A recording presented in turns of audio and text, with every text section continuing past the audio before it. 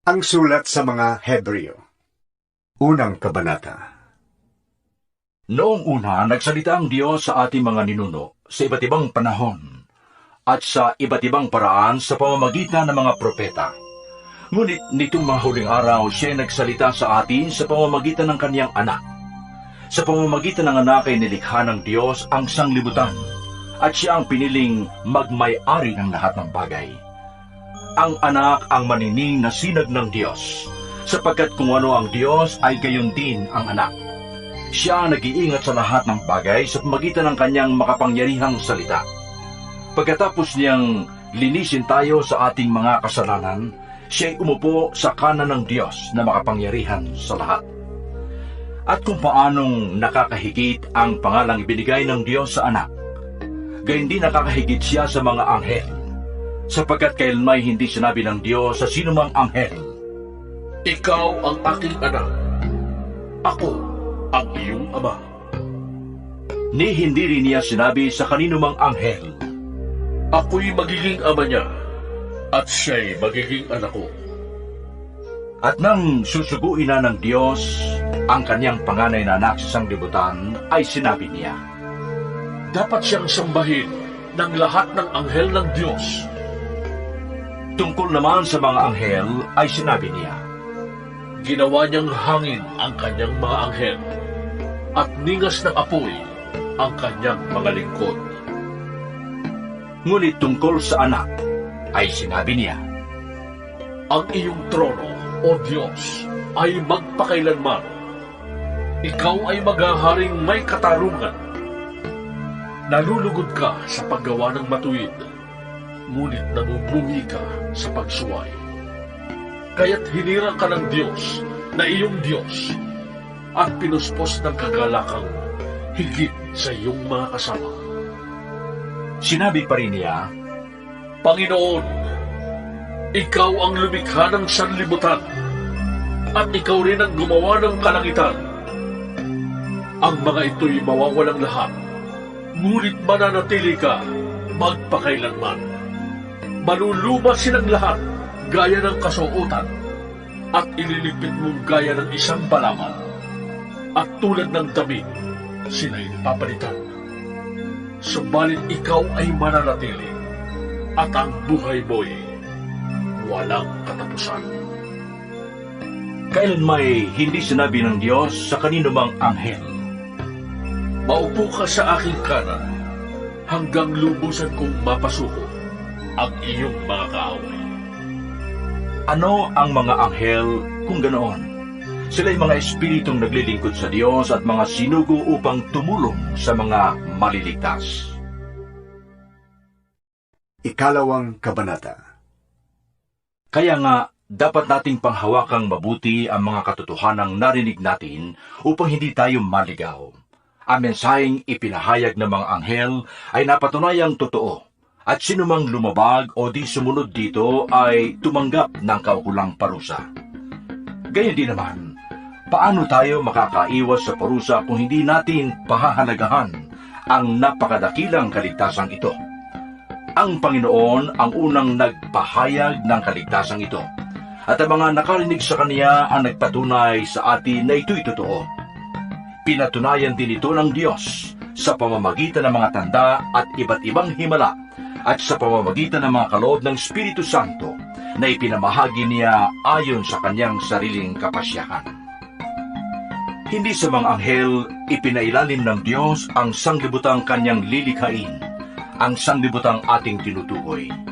Sa halip ay ganito ang sinasabi sa isang bahagi ng kasulatan. Ano ang tao upang siya'y iyong alalahanin? O ang anak ng tao upang iyong pangalagaan? Sandaling panahong siya'y ginawa mong mas mababa kaysa mga anghel. Ngunit pinagkalooban mo siya ng kadakilaan at karangalan. At ipinailalim mo sa kanyang kapangyarihan ang lahat ng bagay. Nang ipailalim ng Diyos ang lahat ng bagay sa kapangyarihan ng tao, walang bagay na di ipinailalim sa Kanya. Sa kasalukuyan ay hindi pa natin nakikitang napapailalim sa Kanyang kapangyarihan ng lahat ng bagay. Subalit alam nating si Jesus, kahit na sa kaunting panahoy ginawang mas mababa kaysa mga anghel, ay binigyan ng karangalan at kadakilaan dahil sa kanyang kamatayan. Dahil sa kagandahang loob ng Diyos sa atin, niloob niyang si Jesus ay mamatay para sa ating lahat. Sa pamamagitan ng mga pagtitiis, siya ay ginawang ganap ng Diyos at nang sa gayon ay makapagdala siya ng maraming tao sa kaluwalhatian. Ito'y dapat lamang na gawin ng Diyos na lumikha at nangangalaga sa lahat ng bagay, sapagkat si Jesus ang pinagmumulan ng kanilang kaligtasan. Si Jesus ang nagpapabanal sa mga tao. Ang kanyang ama at ang ama ng mga taong ito ay iisa, kaya't hindi niya ikinahihiyang tawagin silang mga kapatid. Sinabi niya sa Diyos, Ipapahayag ko sa aking mga kapatid ang iyong pangalan at aawit ako ng papuri sa iyo sa gitna ng kapulungan. Sinabi rin niya, Ako'y mananalig sa Diyos. at dugtong pa niya, Narito ako at ang mga anak na ibinigay sa akin ng Diyos. dahil sa ang mga anak na tinutukoy niya ay tao, naging tao rin si Jesus at tulad nila'y may laman at dugo. Ginawa niya ito upang sa pamagitan ng kanyang kamatayan ay mawasak niya ang kapangyarihan ng Diablo na siyang may kapangyarihan sa kamatayan. At pinalaya niya ang lahat ng tao na habang panahoy inalipin ng takot sa kamatayan. Hindi ang mga anghel ang kanyang tinutulungan, sa halip ay ang mga anak ni Abraham. Kaya't kinailangang matulad siya sa kanyang mga kapatid sa lahat ng paraan. Sa gayon, siya ay naging isang dakilang pari, mahabagin at tapat na naglilingkod sa Diyos at nag-aalay ng handog para mapatawad ang mga kasalanan ng tao. At ngayoy matutulungan niya ang mga tinutukso dahil siya rin ay tinukso at naghirap. Ikatlong kabanata. Mga kapatid, sa pananampalataya at kasama sa pagkakatawag ng Diyos, alalahanin niyo si Jesus ang sinugo ng Diyos upang maging dakilang pari ng ating pananampalataya. Tapat siya sa Diyos na pumili sa Kanya, tulad ni Moises na naging tapat sa sambahayan ng Diyos. Kung ang nagtayo ng bahay ay mas marangal kaysa sa bahay, gayon din naman lalong marangal si Jesus kaysa kay Moises. Bawat bahay ay may tagapagtayo, ngunit ang Diyos lamang ang nagtayo ng lahat ng bagay. Si Moises ay naging tapat sa buong sambahayan ng Diyos bilang lingkod upang magpatotoo sa mga bagay na iahayag sa mga darating na panahon. Subalit si Kristo ay tapat bilang anak na namumuno sa sambahayan ng Diyos. At tayo ang kanyang sambahayan kung matibay ang ating pag-asa at hindi natin ito ikinahihiya. Kaya tulad ng sinabi ng Espiritu Santo, Kapag narinig nyo ngayon ang tinig ng Diyos, huwag maging matigas ang inyong puso, tulad noong maghimagsik ang inyong mga ninuno doon sa ilang. Nang subukin nila ako, doon tinukso nila ako at sinubo. Gayong nakita nila ang mga ginawa ko sa loob ng 40 taon. Kaya't napuot ako sa kanila at sinabi ko, lagi silang lumalayo sa akin. Ang mga utos ko'y ayaw nilang sundin, kaya't sa galit ko'y aking isinumpa. Hindi sila makakapasok sa lupain aking inihanda upang doon sila makapagpahinga. mga kapatid, ingatan ninyong huwag sumama ang sinuman sa inyo at mawalan ng pananampalataya hanggang sa talikdan ang Diyos na buhay. Sa halip, magtulungan kayo araw-araw habang may panahon pa upang walang sinumang madaya sa inyo at maging alipin ng kasalanan, sapagat tayong lahat ay kasama ni Kristo sa gawain, kung nananatili tayong matatag hanggang wakas sa ating pananalig sa Kanya. Ito nga ang sinasabi sa kasulatan. Kapag narinig nyo ngayon ang tinig ng Diyos, huwag maging matigas ang inyong ulo, tulad noong maghimagsik ang inyong mga ninuno. Sino ang naghimagsik laban sa Diyos kahit na narinig nila ang kanyang tinig? Hindi ba't ang lahat ng inilabas ni Moises sa Ehipto? At kanino nagalit ang Diyos sa loob ng 40 taon? Hindi ba't sa mga nagkasala at namatay sa ilang? At sino ang tinutukoy niya ng kanyang sabihin, hindi sila makakapagpahinga sa piling ko? Hindi ba't ang mga taong ayaw sumunod? Maliwanag kung ganoon na hindi sila nakapasok sa lupang pangako dahil hindi sila nanalig sa Diyos. Ika-4 na kabanata. Kaya nga habang nananatili ang pangako ng Diyos, na tayo'y makakapasok at makakapagpahinga sa piling niya, mag-ingat kayo at baka meron sa inyo na hindi makatanggap ng pangakong ito. Sapagkat tulad nila'y napakinggan din natin ang magandang balita, ngunit hindi nila pinakinabangan ang balitang kanilang narinig dahil hindi nila ito tinanggap ng may pananampalataya. Tayo mga sumampalataya ang nakatanggap ng kapahingahang ipinangako. Ito'y ayon sa kanyang sinabi, Sa galit ko'y aking isinumpa, hindi sila makapagpapahinga sa piling ko. Sinabi niya ito kahit tapos na niya ang kanyang mga gagawin mula ng likhain ng sanglibutan. Sapagkat sinasabi sa isang bahagi ng kasulatan ang tungkol sa 7 araw. At sa 7 araw, nagpahinga ang Diyos sa kanyang paglikha. At muli pang sinabi, Hindi nila kakamtan ang lupaing aking inihanda upang doon sila makapagpahinga. ang mga unang nakarinig ng magandang balita ay hindi nakapasok dahil hindi sila sumampalataya. Ngunit may mga inaanyayahan pa ring magpahinga sa piling ng Diyos. Kaya't muling nagtakda ang Diyos na isa pang araw na tinawag niyang ngayon. Pagkalipas na mahabang panahon, sinabi sa pamagitan ni David sa kasulatang nabanggit, Ngayon, kapag narinig ninyo ang tinig ng Diyos, huwag ninyong patigasin ang inyong puso. Kung ang mga tao noon ay nabigyan ni Josue ng ganap na kapahingahan, hindi na sana ipinangako pa ng Diyos ang tungkol sa isa pang kapahingahan. Kung paanong nagpahinga ang Diyos sa 7 araw, meron ding kapahingahang nakalaan sa mga taong nananalig sa Diyos, sapagkat ang sinumang makapasok at makapagpahinga sa piling ng Diyos ay magpapahinga rin sa kanyang paggawa, tulad ng Diyos na nagpahinga sa kanyang paglikha. Kaya't sikapin nating makamtan ang kapahingahang iyon at huwag mabigong tulad ng mga hindi sumasampalataya. Ang salita ng Diyos ay buhay at mabisa, mas matalas kaysa alinmang tabak na sa magkabilay may talin.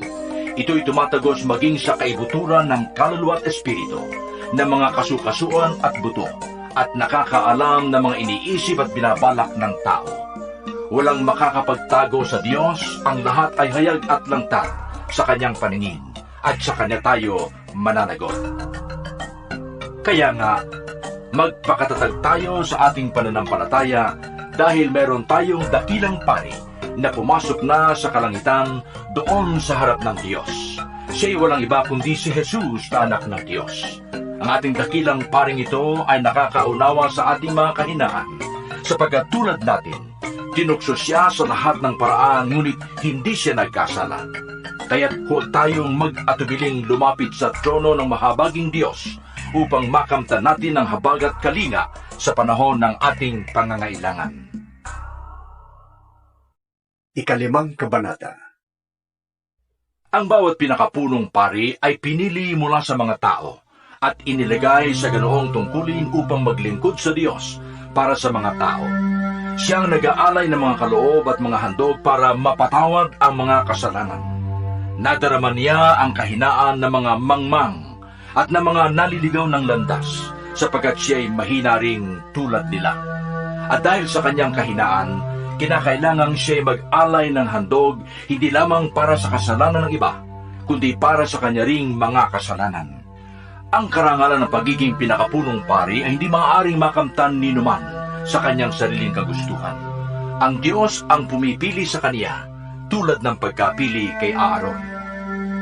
Gayon din naman, hindi itinaas ni Kristo ang kanyang sarili upang maging dakilang pari.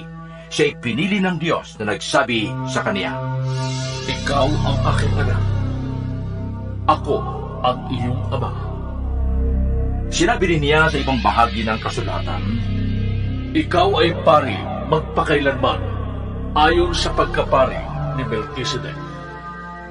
Noong si Jesus ay namumuhay pa rito sa lupa, siya'y nanalangin at lumuluhang nakiusap sa Diyos na makakapagligtas sa kanya sa kamatayan.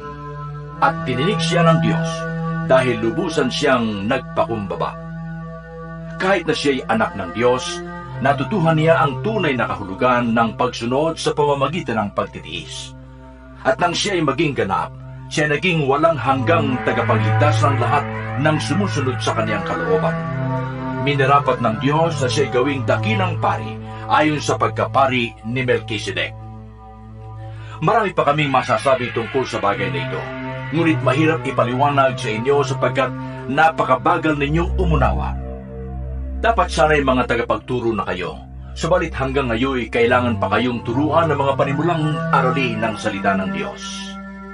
Dapat sana'y kumakain na kayo ng matigas na pagkain, ngunit hanggang ngayon, gatas pa lamang ang inyong kaya.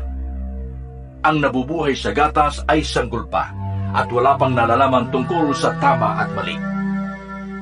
Ang matigas na pagkain ay para sa may sapat na gulang, at marunong nang kumilala ng mabuti't masama. Ika-6 na kabanata. Kaya't iwanan natin ang mga panimulang aralin tungkol kay Kristo at magpatuloy na tayo sa mga araling para sa may sapat na pag-unawa na. Tigilan na natin ang muling paglalagay ng pundasyon tungkol sa pagtalikod sa mga gawang walang kabuluhan at tungkol sa pananalig sa Diyos. Tungkol sa mga bautismo at pagpapatong ng mga kamay at tungkol sa muling pagkabuhay ng mga patay at sa hatol na walang hanggan. Magpatuloy na tayo, at iyan ang gagawin namin kung loloobin ng Diyos. Sapagkat paano pang magsisisi at manunumbalik ang mga tumalikod sa pananampalataya. Dati, naliwanagan sila, nakalasap ng kaloob ng langit at naging kabilang sa mga tumanggap ng Espiritu Santo. Nakalasap na rin sila ng kabutihan ng salita ng Diyos at nakadama ng kapangyarihan ng Diyos na lubusang mahahayag sa panahong darating. Kapag sila'y tumalikod pagkatapos malasap ang lahat ng ito, hindi na sila maaari pang maakay sa pagsisisi at mapanumbalik sapagkat muli nilang ipinapako sa krus at inilalantad sa kahihiyan ang anak ng Diyos. Sapagkat pinagpapala ng Diyos ang lupang pagkatapos tumanggap ng masaganang ulan ay sinisibulan ng halamang pinapakinabangan ng mga magsasaka. Subalit kung ang mga damo at halamang matitinig ang tumutubo doon, walang kabuluhan ang lupang iyon, kaya't nanganganib itong sumpain ng Diyos at tupukin sa apoy. Mga minamahal, kahit ganito ang sinasabi namin, natitiyak namin na tungkol sa inyong kaligtasan, mabuti ang inyong kalagayan. Makatarungan ng Diyos, hindi niya malilimutan ang inyong ginawa at ang pagmamahal na inyong ipinakita at hanggang ngayon ipinapakita sa pamamagitan ng paglilingkod ninyo sa mga banal. Ang nais namin ay patuloy na magsumikap hanggang wakas ang bawat isa sa inyo upang makamtan ninyo ang inyong inaasahan. Kaya't huwag kayong maging tamad. Tularan ninyo ang mga taong dahil sa kanilang pagtitiis at pananalig sa Diyos ay tumatanggap ng mga ipinangako niya. Nang mangako kay Abraham ang Diyos, siya'y nanumpa na tutuparin niya ang kaniyang pangako. Dahil wala nang nakakahigit pa sa kaniya, nanumpa siya sa sarili niyang pangalan. Sinabi niya, Ipinapangako ko na lubos kitang pagpapalain at ang iyong lahi ay aking pararamihin. Matiyagang naghintay si Abraham at natanggap naman niya ang ipinangako sa kaniya. Nanunumpa ang mga tao sa ngalan ng isang nakakahigit sa kanila, at sa pamamagitan ng panunumpang ito'y pinagtitibay ang usapan.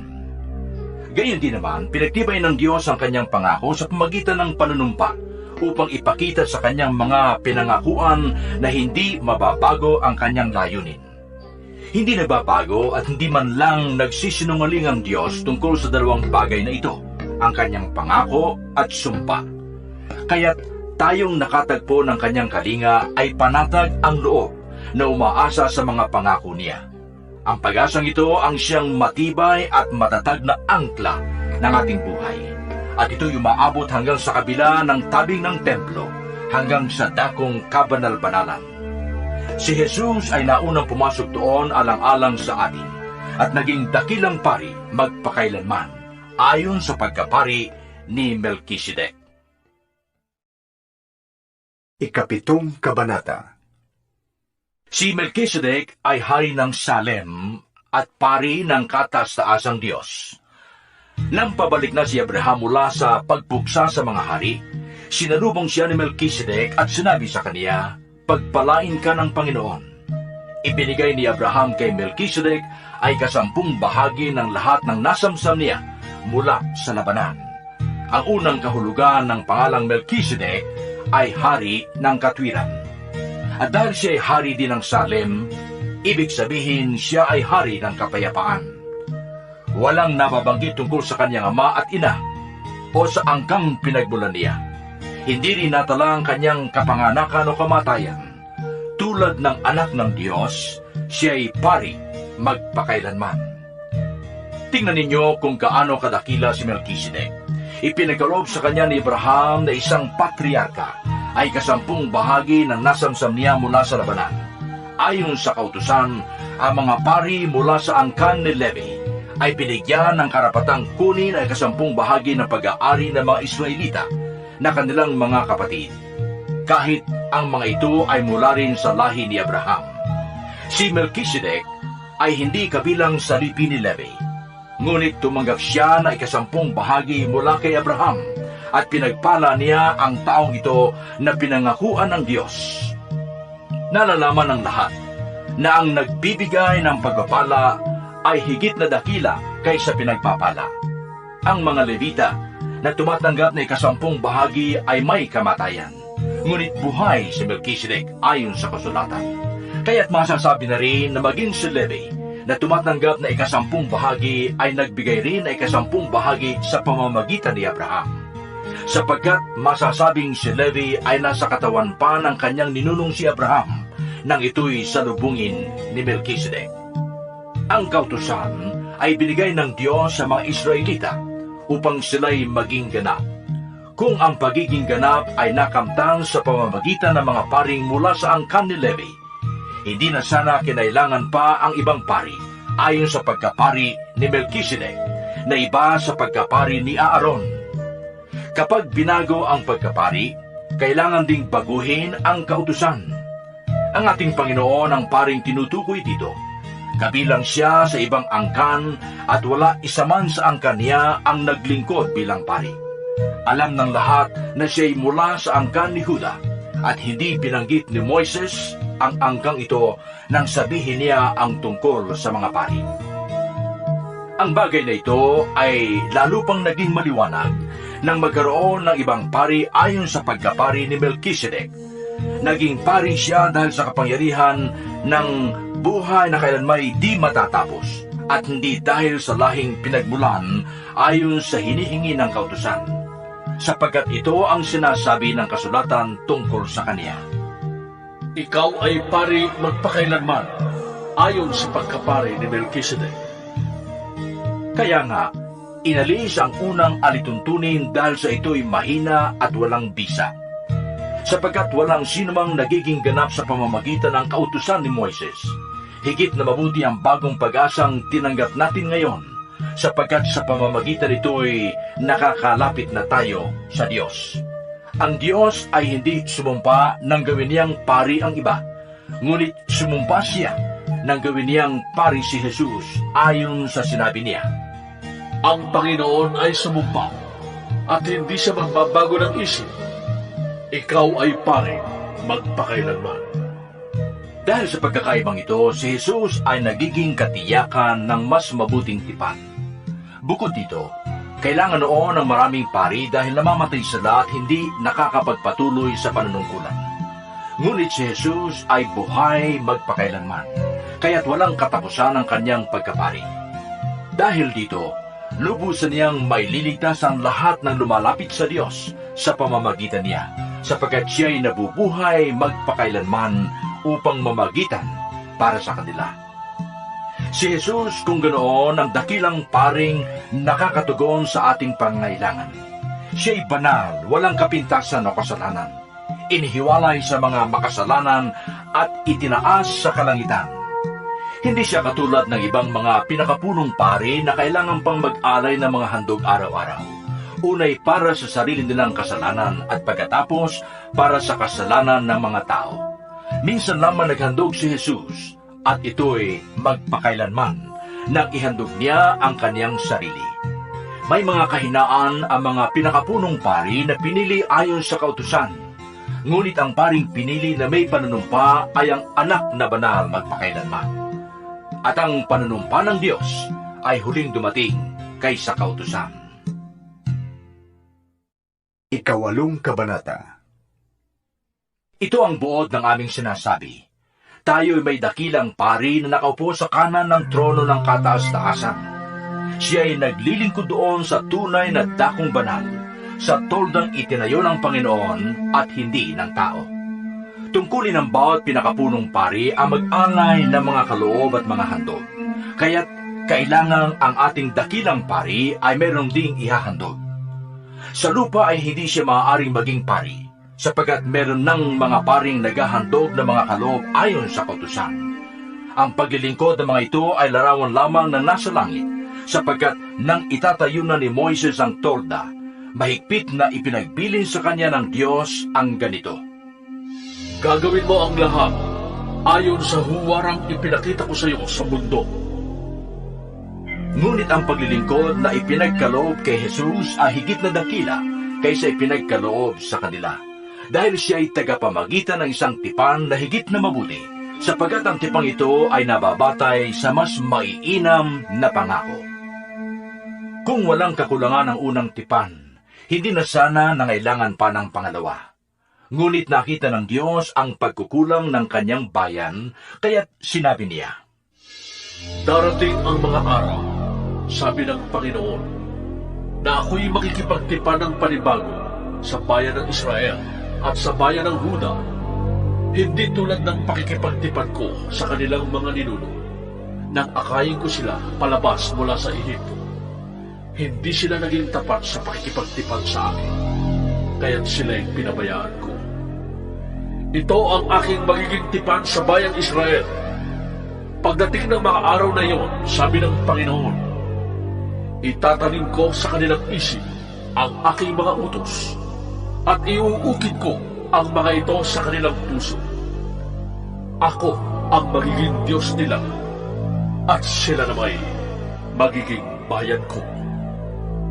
Hindi nakakailanganin ituro ni numan sa kanyang kababayan o sabihin sa kanyang kapatid, kilalanin mo ang Panginoon, sapagkat ako'y makikilala nilang lahat mula sa pinakaaba hanggang sa pinakatakila, sapagkat patatawarin ko sila sa kanilang mga kasalanan at kalilimutan ko na ang kanilang mga kasamaan. nang sabihin ng Diyos ang tungkol sa bagong tipan, pinawalang bisa niya ang una, at anumang pinapawalang bisa at naluluma ay malapit nang mawala.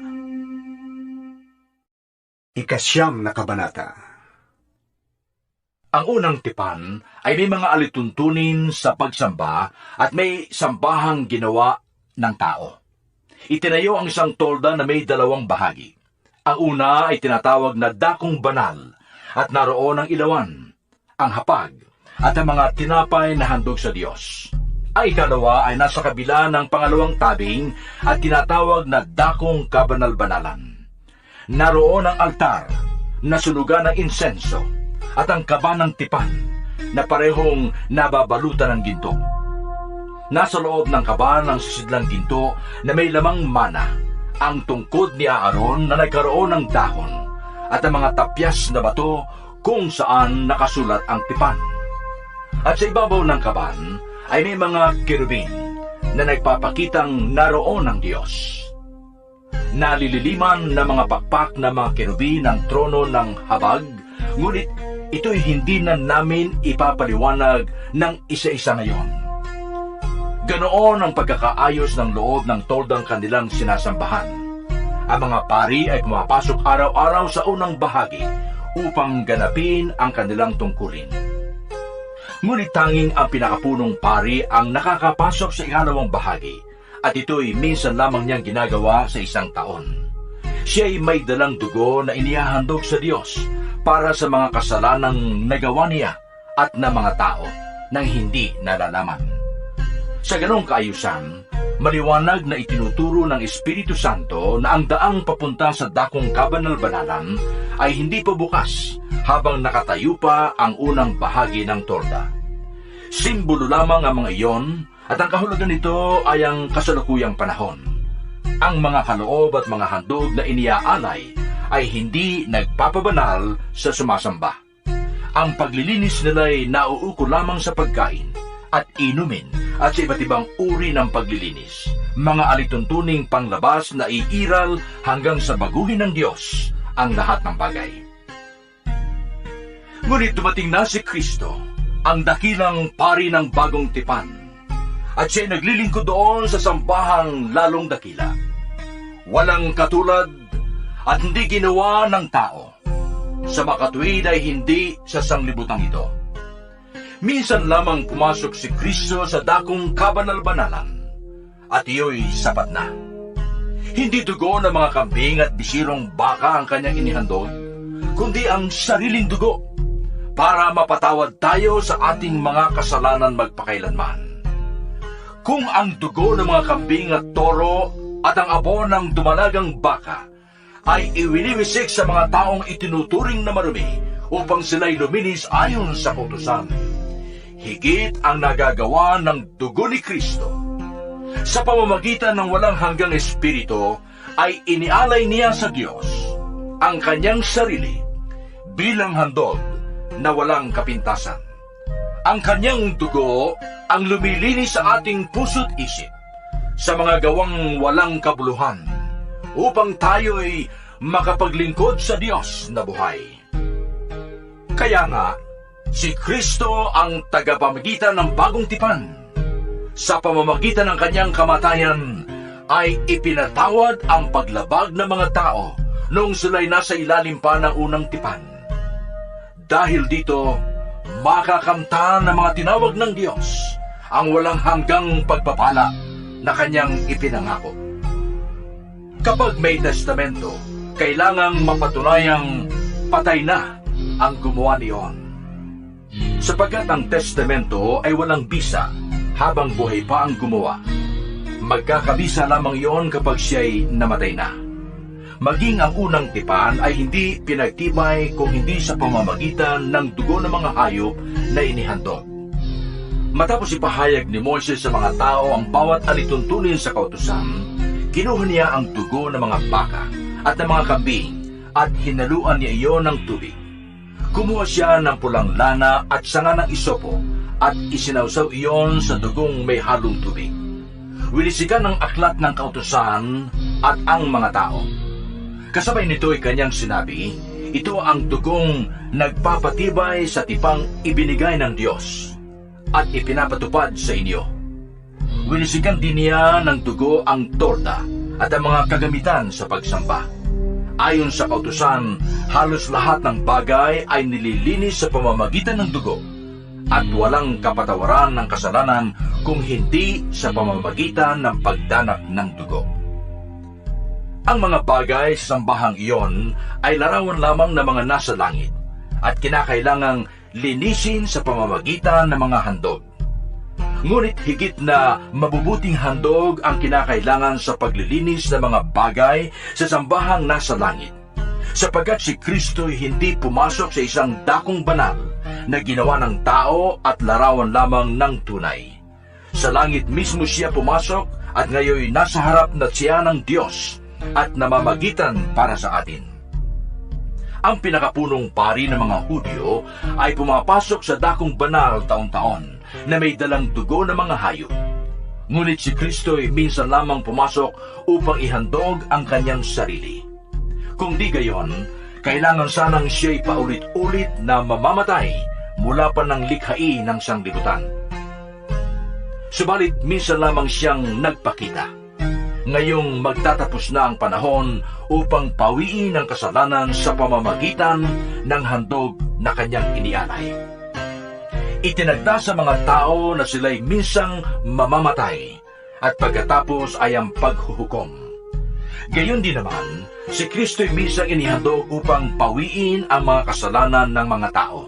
Siya'y muling darating, hindi upang ihandog na muli dahil sa kasalanan, kundi upang iligtas ang mga naghihintay sa Kanya. Ikasampung kabanata. Ang kautusan ay malabong anino lamang at hindi ganap na larawan ng mabubuting bagay na darating. Hindi ito nagpapabanal sa mga lumalapit sa Diyos sa pamamagitan ng mga handog na iniaalay taon-taon. Kung napatawad na nga ang mga lumalapit sa Diyos sa pamamagitan ng ganoong mga handog, wala na sana silang dapat aalalahanin at hindi na sila kailangang mag-alay pang muli. Ngunit ang mga alay na ito ang nagpapagunita sa mga tao ng kanilang mga kasalanan taon-taon, sapagkat ang dugo ng mga toro at mga kambing ay hindi makakapawi ng mga kasalanan. Dahil diyan, nang si Kristo'y manaog sa daigdig, sinabi niya sa Diyos, Ang mga alay at handog na hayop ay hindi mo ninais. Kaya't inilanda mo ang aking katawan upang maging handog. Hindi mo kinalugdan ang mga handog na sinusunog at ang mga handog upang pawiin ang kasalanan. Kaya't sinabi ko, Narito ako, O Diyos, upang sundin ang iyong kalooban, ayon sa sinasabi ng kasulatan tungkol sa akin. Sinabi muna niya, Hindi mo ninais o kinalugdan ang mga alay at handog na hayop, mga handog na susunugin, at mga handog dahil sa kasalanan. kahit ito'y inihahandog ayon sa kautusan. Sa kanya idinugtong, Ako'y pumarito upang sundin ang iyong kalooban. sa ganitong paraan, inalis nga ng Diyos ang unang handog at pinalitan ng handog ni Kristo. At dahil sinunod niya ang kalooban ng Diyos, nilinis tayo ni Jesucristo sa ating mga kasalanan sa pamamagitan ng minsanang paghahandog ng kanyang sarili. Bawat pari ay naglilingkod araw-araw at naghahandog ng ganun ding mga handog. Subalit hindi naman nakakapawi ng kasalanan ang mga handog na iyon. Ngunit si Kristo ay minsan lamang naghandog para sa mga kasalanan at pagkatapos ay umupo sa kanan ng Diyos. Ngayon naghihintay siya roon hanggang sa lubusang pasukuin sa kanya ng Diyos ang kanyang mga kaaway. Sa makatwid, sa pamamagitan lamang ng isang paghahandog ay kanyang ginawang banal magpakailanman ang mga nililinis niya. Ang Espiritu Santo'y nagpapatotoo rin sa atin tungkol dito. Sinabi niya, Ito ang aking magiging tipan sa kanila pagdating ng mga araw na yon, sabi ng Panginoon. Iuukit ko sa kanilang puso ang aking mga utos at itatanim ko ang mga yon sa kanilang mga isip. Pagkatapos ay sinabi pa niya, Hindi ko na aalalahanin ang kanilang mga kasalanan at mga kasamaan. sapagkat ipinatawad na ang mga kasalanan, hindi na kailangan pang maghandog dahil sa kasalanan. Kaya nga mga kapatid, tayo'y malaya ng makakapasok sa dakong kabanal-banalan dahil sa dugo ni Jesus. Binuksan niya para sa atin ang isang bago at buhay na daang naglalagos hanggang sa kabila ng tabing, at ang tabing na ito'y ang kanyang katawan. Tayo'y may isang dakilang pari na namamahala sa sambahayan ng Diyos. Kaya't lumapit tayo sa Diyos na may pusong tapat at may matibay na pananalig sa Kanya. Lumapit tayong may malinis na budhi, sapagkat nalinis na ang ating mga puso at nahugasan na ng dalisay na tubig ang ating mga katawan. Magpakatatag tayo sa ating pag-asa at huwag nang mag-alinlangan, sapagkat ang nangako sa atin ay maaasahan. Sikapin din nating gisingin ang damdamin ng bawat isa sa pag-ibig sa kapwa at sa paggawa ng mabuti. Huwag nating kaliligtaan ang pagdalo sa ating mga pagtitipon, gaya ng ginagawa ng ilan. Sa halip, palakasin natin ang loob ng isa't isa, lalo na ngayong nakikita nating malapit na ang araw ng Panginoon. Kung matapos nating malaman at tanggapin ang katotohanan, at magpapatuloy pa rin tayo sa pagkakasala, wala ng handog na may aalay pa para sa ikapagpapatawad ng ating mga kasalanan. Ang naghihintay na lamang sa atin ay ang nakakapangilabot na paghukom at ang naglalagablab na apoy na tutupok sa mga kaaway ng Diyos. Ang mapatunayang lumabag sa kautusan ni Moises batay sa patutuo ng 2 o 3 saksi ay walang awang pinapatay. Gaano kabigat sa akala ninyo ang parusang nararapat sa taong humamak sa anak ng Diyos, lumapastangan sa dugong nagpatibay sa tipan at nagpabanal sa Kanya, at humamak sa mahabaging espiritu, sapagkat kilala natin ang nagsabi, Ako ang maghiliganti. Ako ang magpaparusa. at siya rin ang nagsabi, Hahatulan ng Panginoon ang kanyang bayan.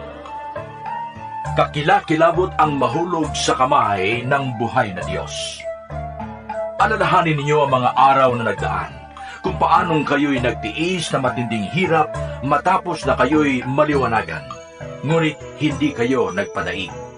Kung minsan, kayo ang iniinsulto at pinahihirapan sa harap ng madla. Kung minsan naman kayo ang umaalalay sa mga kasamahang pinapahirapan. Dinamayan ninyo ang mga nakabilanggo, at hindi kayo nalungkot nang kayo'y agawan ng kayamanan, sapagkat alam ninyong higit na mabuti at nananatili ang kayamanang nakalaan sa inyo. Kaya't huwag kayong mawawala ng pananalig sa Diyos, sapagkat dakila ang naghihintay sa inyong gantimpala. Kinakailangan kayo'y magtiis upang masunod ninyo ang kalooban ng Diyos at matanggap ninyo ang Kanyang ipinangako. Sapagkat Kaunting panahon na lamang, hindi na magtatagal, at ang paparito ay darating. Ang tapat kong lingkod ay nabubuhay sa pananalig sa akin. Ngunit kung siya'y tatalikod, hindi ko siya kalulugdan. ngunit hindi tayo kabilang sa mga tumatalikod at napapahamak, kundi sa mga nananalig sa Diyos at sa naliligtas. 11 kabanata. Ang pananalig ay pagtitiwala na mangyayari ang mga inaasahan at katiyakan tungkol sa mga bagay na di nakikita. Kinalugdan ng Diyos ang mga tao noong una dahil sa kanilang pananalig sa Kanya. Dahil sa pananalig, nauunawaan natin na ang sanglibutan ay nilalang sa pamamagitan ng salita ng Diyos, at ang mga bagay na nakikita ay mula sa mga hindi nakikita. Dahil sa pananalig sa Diyos, si Abel ay nag-alay ng mas mabuting handog kaysa sa inihandog ni Cain. Kaya naman, si Abel ay kinilalang matuwid nang tanggapin ng Diyos ang kanyang handog. Kahit patay na siya, nagsasalita pa siya sa pamamagitan ng kanyang pananalig sa Diyos. Dahil sa pananalig sa Diyos, hindi namatay si Enoch, kundi inilipat sa kabilang buhay. Hindi na siya nakita sapagkat inilipat na nga siya ng Diyos. Sinasabi sa kasulatan na si Enoch ay naging kalugod-lugod bago siya kinuha ng Diyos.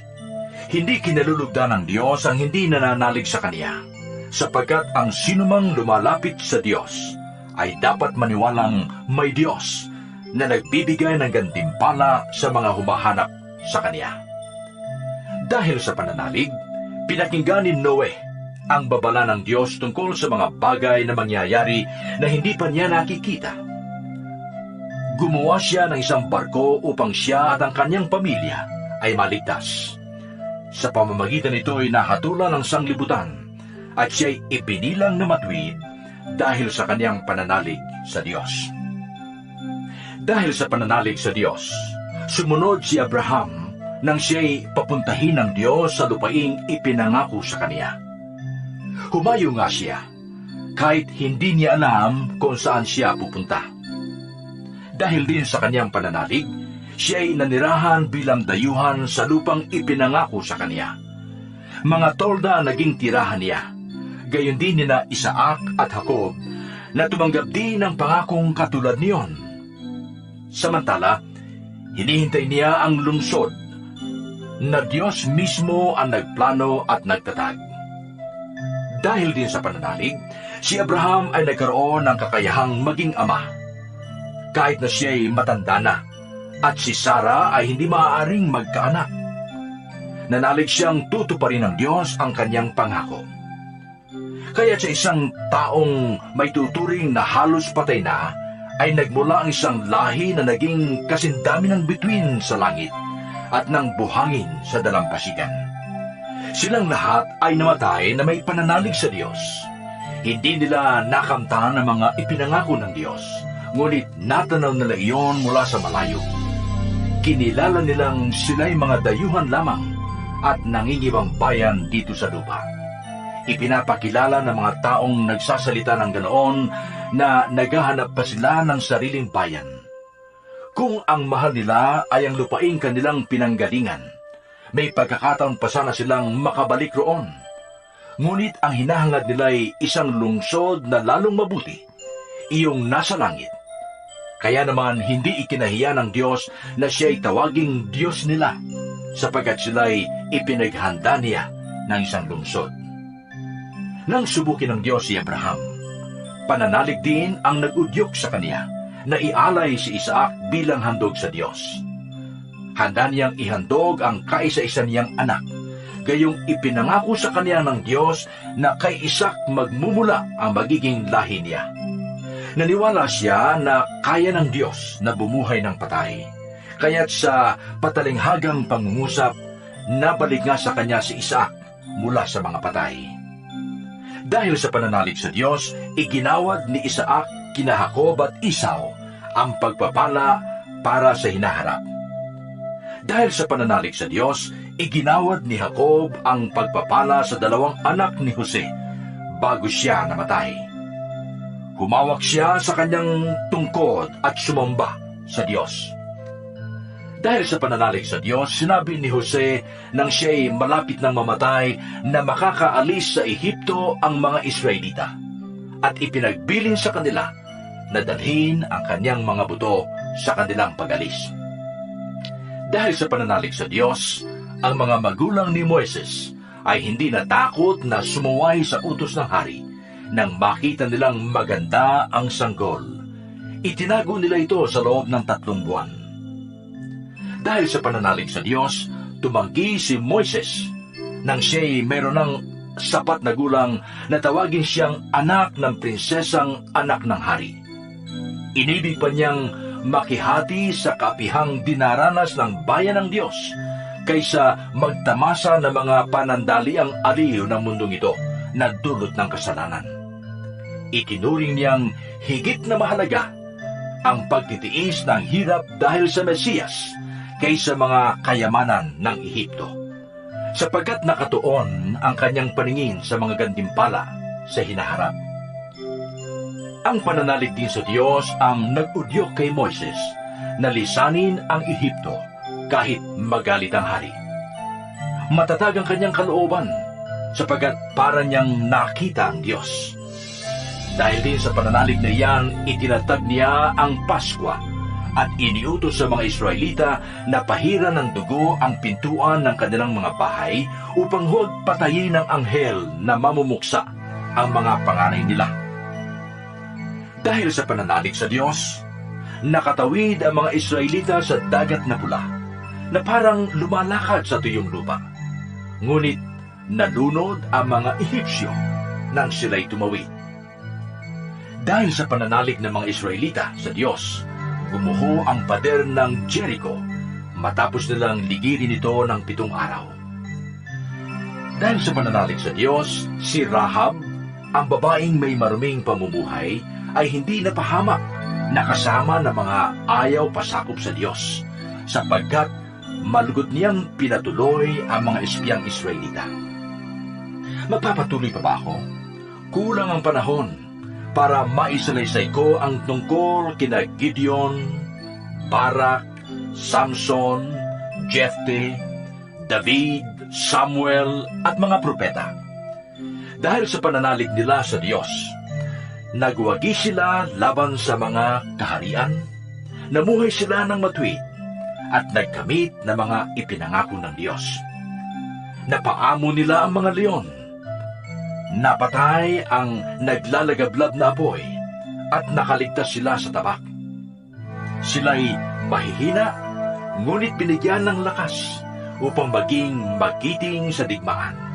Kaya't natalo ang hukbo ng mga dayuhan. Dahil sa pananalig sa Diyos, ipinalik sa ilang mga babae ang kanilang mga patay matapos buhayin muli. May mga tumangging sila'y palayain sapagkat pinili nila ang mamatay sa pahirap upang sila'y muling buhayin at magtamo ng mas mabuting buhay. Meron namang hinawak at hinagupit, at meron ding ibinalanggong nakatanikala. Ang iba naman ay pinagbabato, nilagari ng pahati at pinatay sa tabak. Ang iba'y nagdamit ng balat ng tupa at kambing. Ang iba'y namulubi, naapi, at pinagmalupitan. Hindi karapat-dapat sa kanila ang daigdig. Nagpagalagala sila sa mga ilang at kabundukan. Nagtago sila sa mga yugib at lungga sa lupa. At dahil sa kanilang pananalig sa Diyos, nag-iwan sila ng isang kasaysayang hindi malilimot kailanman. Ngunit ang pangako ng Diyos ay hindi natupad sa kanilang kapanahunan, sapagkat may lalong magandang layunin ng Diyos para sa atin. Ang sila'y makasama natin kapag tinupad na ng Diyos ang kaniyang pangako. 12 kabanata. Kaya nga, dahil napapaligiran tayo ng napakaraming saksi, talikdan natin ang kasalanan at ang anumang balakid na pumipigil sa atin. Buong tiyaga tayong tumakbo sa paliksahang ating sinalihan. Ituon natin ang ating paningin kay Jesus, na siyang pinagmumulan at kabuuan ng ating pananampalataya. Dahil sa kagalakan na naghihintay sa Kanya, hindi Niya ikinahiya ang mamatay sa krus. At siya ngayon nakaupo sa kanan ng trono ng Diyos. Isip-isipin ninyo kung kaano ang tiniis niyang pag-uusig ng mga makasalanan upang hindi kayo manglupaypay o panghinaan ng loob. Hindi pa humahantong sa pagdanak ng dugo ang pakikipaglaban ninyo sa kasalanan.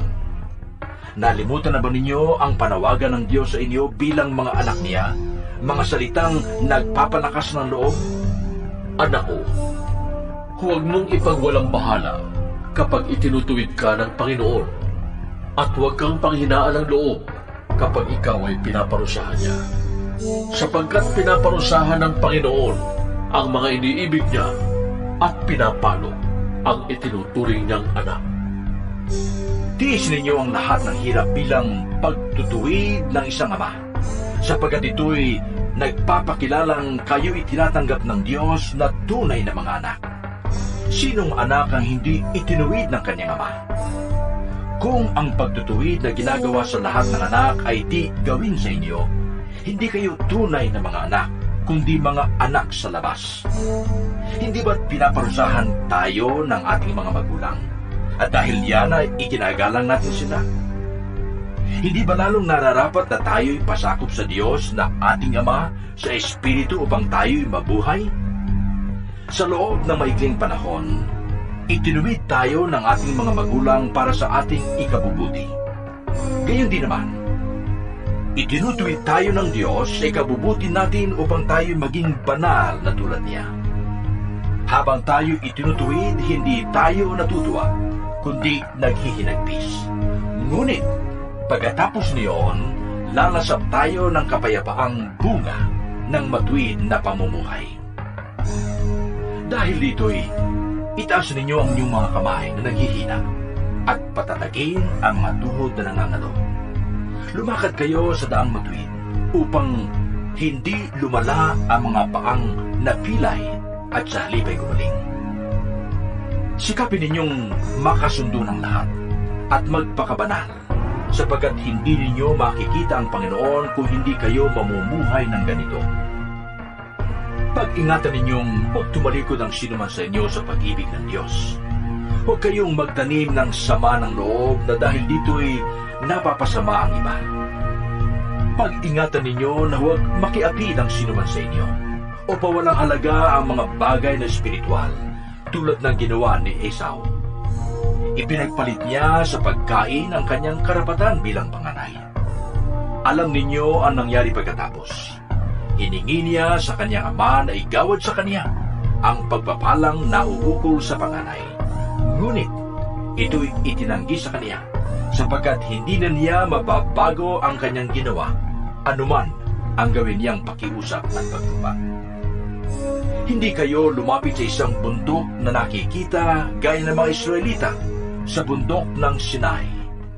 Ito'y may apoy na nagliliyab at nababalutan ng dilim at malakas na hangin. Doon na may tunog ng trompeta at tinig na nagsasalita. Nang ang tinig na iyan ay marinig ng mga tao, nakiusap silang tumigil na iyon ang pagsasalita sa kanila, sapagkat hindi nila matagalan ang utos na ito. Ang sinumang tumapak sa bundok, kahit hayop, ay babatuhin hanggang sa mamatay. Talagang nakakakilabot ang kanilang natatanaw. Kaya't pati si Moises ay nagsabing, nanginginig ako sa takot. Sa halip, ang nilapitan ninyo'y ang bundok ng Sion at ang lungsod ng Diyos na buhay, ang Jerusalem sa langit na kinaroroonan ng di mabilang na anghel. Dumalo kayo sa masayang pagtitipon ng mga ibinilang na panganay na nakatala sa langit. Lumapit kayo sa Diyos na hukom ng lahat at sa mga espiritu ng mga taong ginawang banal. Lumapit kayo kay Jesus, ang tagapamagitan ng bagong tipan. Ang dugo niyang dumanak ay may pangako ng mas mabubuting bagay kaysa sa isinisigaw ng dugo ni Abel. Kaya't makinig kayo mabuti sa kanya na nagsasalita. Ang tumangging makinig sa nagsalita sa kanila dito sa lupa ay hindi nakaligtas sa parusa. Gaano pa kaya tayo kung tayo'y tatangging makinig sa nagsasalita mula sa langit? Dahil sa kanyang tinig, nayanig noon ang lupa. Ngunit ipinangako niya ngayon, minsan ko pang yayanigin, hindi lamang ang lupa, kundi pati ang langit. Ang mga salitang minsan pa ay maliwanag na nagsasabing aalisin ang mga nilikhang nayayanig upang manatili ang mga bagay na di nayayanig. Kaya magpasalamat tayo sa Diyos sapagkat tumanggap tayo ng isang kahariang hindi mayayanig. Sambahin natin ang Diyos sa paraang kalugod-lugod sa Kanya, nang may paggalang at pagkatakot. Sapagkat tunay nga na ang ating Diyos ay parang apoy na nakakatupok. 13 kabanata. Magpatuloy kayong magmahalan bilang magkakapatid kay Kristo. Palaging maging bukas ang inyong pinto sa mga taga-ibang bayan. May ilang dahil dito ay nagpatuloy pala ng mga anghel nang hindi nila nalalaman. Alalahanin niyo ang mga nakabilanggo na parang kayo'y nakabilanggo rin kasama nila. Damayan din ninyo ang mga pinagmamalupitan na parang kayo'y dumaranas din ng ganoon. Dapat igalang ng lahat ang pagsasama ng mag-asawa at maging tapat ang mga ito sa isa't isa, sapagkat hahatulan ng Diyos ang mga nakikiapi at nangangalo niya. Huwag kayong magbukhang salapi at masiyahan na kayo sa anumang nasa inyo, sapagkat sinabi ng Diyos, Hindi kita iiwan, ni pababayaan man. kaya't malakas ang loob na masasabi natin, Ang Panginoon ang tumutulong sa akin. Hindi ako matatakot. Ano ang magagawa sa akin ng tao? alalahanin niyo ang mga dating nangasiwa sa inyo, ang mga nagpahayag sa inyo ng salita ng Diyos. Isipin ninyo kung paano sila namuhay at tularan ninyo ang kanilang pananalig sa Diyos. Si Jesucristo noong nakaraan ay siya rin sa kasalukuyan at siya rin magpakailanman. Huwag kayong patangay sa sari-sari at kakaibang turo. Mas mabuti para sa atin ang mapanatag ang ating kalooban sa pamamagitan ng kagandahan loob ng Diyos kaysa sa pamamagitan ng pagsunod sa mga utos tungkol sa pagkain. Ang mga sumusunod sa mga utos na iyan ay wala namang natamong pakinabang. Tayo may isang dambana, at ang mga paring naglilingkod sa tabernakulo ay hindi maaaring kumain ng handog sa dambanang ito. Ang dugo ng mga hayop ay dinadala ng pinakapunong pari sa dakong kabanal-banalan upang ialay bilang handog dahil sa kasalanan. Ngunit ang katawan ng mga hayop ay sinusunog sa labas ng bayan. Gayon din naman, namatay si Jesus sa labas ng bayan upang linisin niya ang tao sa kanilang kasalanan sa pamamagitan ng kanyang dugo. Kaya't pumunta tayo sa kanya sa labas ng bayan at magtiis din ng kahirapang kanyang tiniis. Sapagkat hindi rito sa lupa ang tunay na bayan natin, at ang hinahanap natin ang bayang darating. Kaya't lagi tayong mag-alay ng papuri bilang handog sa Diyos sa pamamagitan ni Jesus, papuring nagpapahayag ng ating pagkilala sa kanyang pangalan. At huwag nating kaligtaan ang paggawa ng mabuti at ang pagtulong sa kapwa, sapagkat iyan ang alay na kinalulugdan ng Diyos. Pasakop kayo at sumunod sa mga namamahala sa inyo. Sila'y may pananagutang mga laga sa inyo at mananagot sila sa Diyos ukol diyan. Kung sila'y susundin ninyo, magagalak sila sa pagtupad ng kanilang tungkulin. Kung hindi, sila'y mamimighati at hindi ito makakabuti sa inyo. Ipanalangin niyo kami. Nakatitiyak kaming malinis ang aming budhi at hinahangad naming mabuhay ng matuwid sa lahat ng panahon. Higit sa lahat, hinihiling kong ipanalangin ninyo na ako'y makabalik agad sa inyo. Ang Diyos na pinagmumula ng kapayapaan, ang siyang muling bumuhay sa ating Panginoong Hesus, na naging dakilang pastol ng mga tupa, dahil sa kanyang dugo na nagpatibay sa walang hanggang tipan. Naway ipagkaloob niya sa inyo ang lahat ng kailangan ninyo upang may sagawa ang kanyang kalooban, at sa pamamagitan ni Jesucristo ay gawin niya sa atin ang nakalulugod sa kanya. Papurihan nawa si Kristo magpakailanman. Amen. Hinihiling ko mga kapatid na pakinggan ninyong mabuti ang mga sinasabi ko sapagkat maikli lang naman ang sulat na ito. Ibig ko rin malaman ninyo na nakalaya na ang ating kapatid na si Timoteo, at kung dating siya agad, isasama ko siya pagpagpapriyan. Ikumusta niyo kami sa mga nangangasiwa sa inyo at sa lahat ng kapatid. Kinukumusta kayo ng mga kapatid sa Italia.